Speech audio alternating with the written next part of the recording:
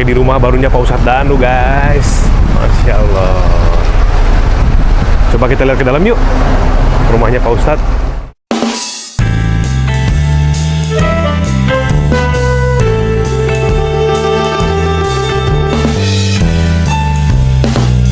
Duduk manis sambil ngopi. Ini pembangunannya sendiri udah berapa lama nih? Setahun. Setahun ya?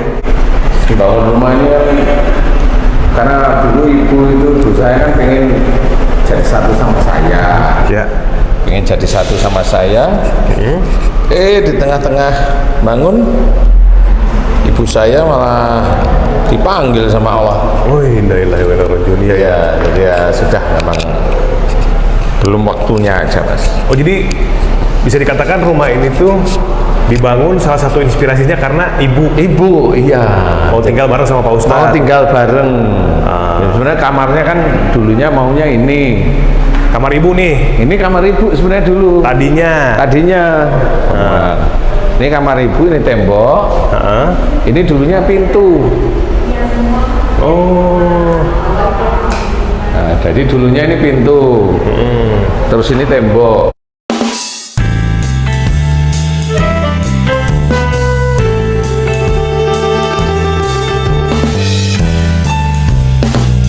Duduk manis sambil ngopi. Ini kamar utama. Nah, sini kamar mandi Pak Ustadz ya? Ya.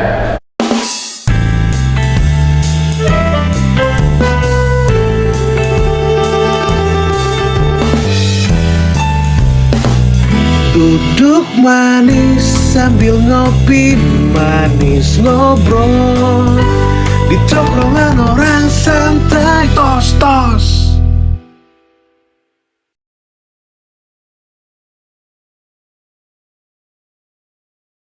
Ini marmer atau apa Pak Ustadz nih? Onyx, Mas. Onyx. Onyx. Yang ini. Ya.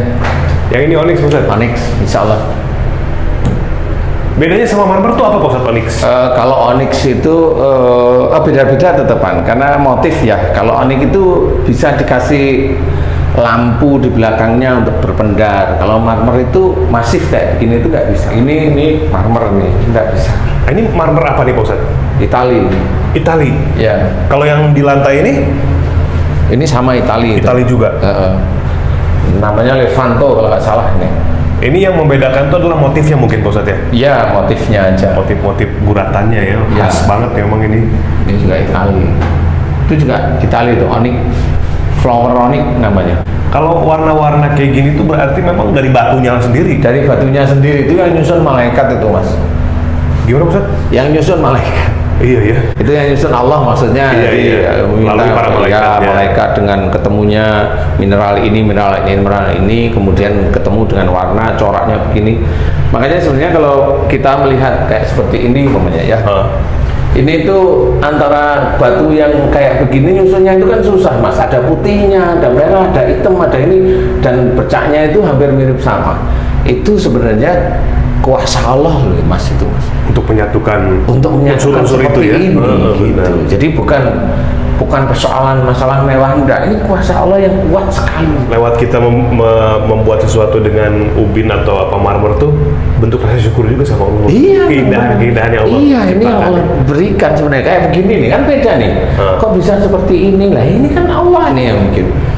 Ini sebenarnya rasa syukur yang sebenarnya harus kita syukuri setiap saatnya, gitu, Mas.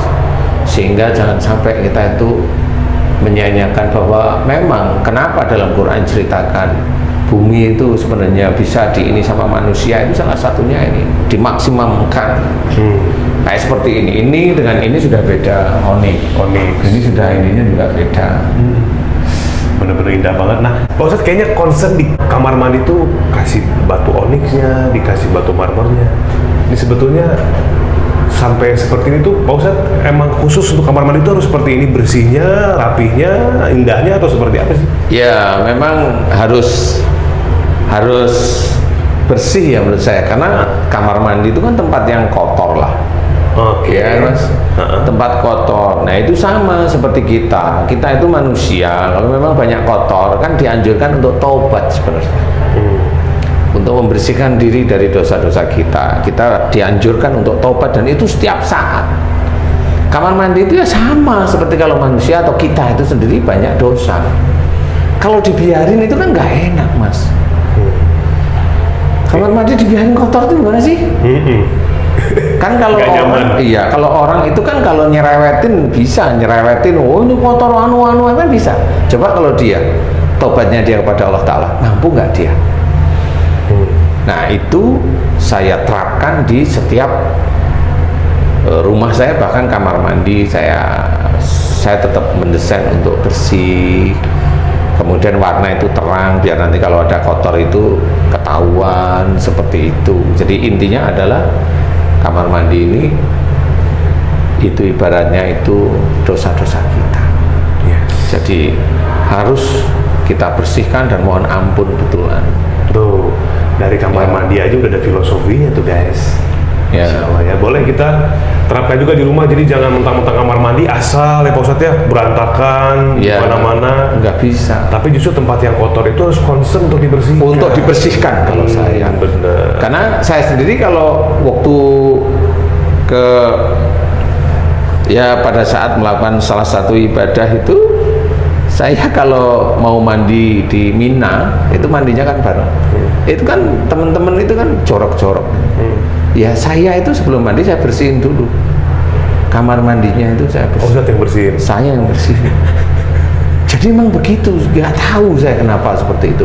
Tapi saya juga, ini orang kok nggak punya rasa memiliki, nggak nyalain sih. Tapi di situ ada tas kresek, ada kadang itu maaf ya, maaf itu celana dalam itu masih di situ. Wah ini orang itu kok ya betah gitu. Dia nggak ada rasa memiliki loh. Nah di situ saya nggak bisa, sedih gitu loh saya, kalau saya Mas. Itu bisa menjadi bagian dari keimanan seseorang juga Pak Ustadz ya, kalau bisa nggak itu Pak Ustadz? Ya bisa, tinggal orangnya itu paham nggak dia sebenarnya, atau dia hanya cuma pakai aja sebenarnya. Itu karena kalau saya itu di toilet umum gitu ya, kalau kotor itu ya saya bersihin, saya nggak bisa seperti itu. Guys, benar. Kebersihan itu mencerminkan ya Pak Ustadz ya, mencerminkan. Ya. Insya Allah mencerminkan keimanan seseorang. Oh kalau misalkan memang dia ada rasa memiliki, kan ada rasa toleransi, memperhatikan nanti orang gimana nih kalau mau pakai gitu kan. Bener. Kalau ngelihat ini desain interiornya tuh pas Pak Ustadz, kalau saya lihat ya, saya kan awam nih mengenai rumah maksudnya, tapi kalau ngelihat desain interior rumahnya Pak Ustadz nih, baru lantai bawah, beberapa tempat sama termasuk kamar, toilet dan dapur ini yang desain siapa Pak Ustadz? Apa Pak Ustadz pakai jasa desainer interior atau seperti apa? Enggak sih, ya saya sendiri aja coret-coret, sketch, kemudian ya baru memberikan yang ini apa begitu. Oh jadi Pak Ustadz yang desain sendiri? Iya. Wih. Jadi kayak istri kan, karena dapur itu kan sebenarnya kan yang butuh istri ya.